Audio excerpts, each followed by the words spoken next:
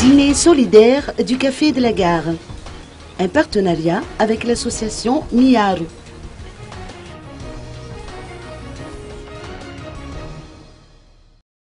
Qui dit nouvelle année, dit nouvelle résolution.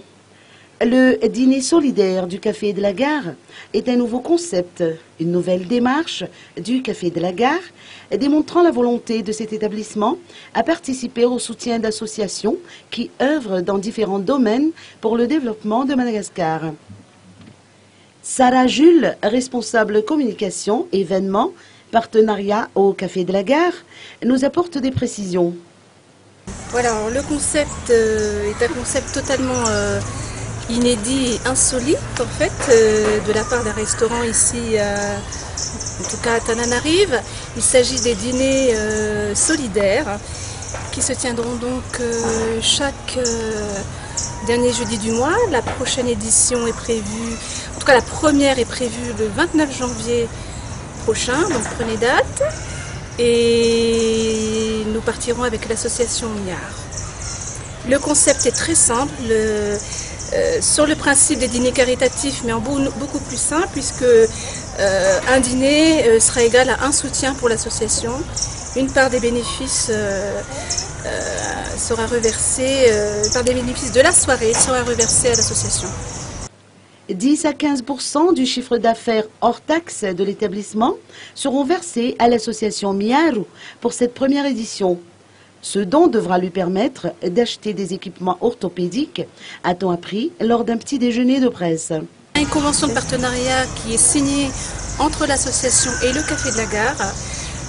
Chacune des deux parties s'engage à faire un suivi en amont et en aval de l'événement, c'est-à-dire que dès lors que l'association engagera les fonds qu'elle aura perçus pour l'achat d'équipements, pour l'achat de kits scolaires, de médicaments, etc., elle devra en tenir informé le Café de la Gare, qui lui-même, nous, Café de la Gare, nous engageons à diffuser l'information auprès de notre clientèle via nos newsletters, nos réseaux sociaux et pourquoi pas les insertions presse ou des articles dans la presse.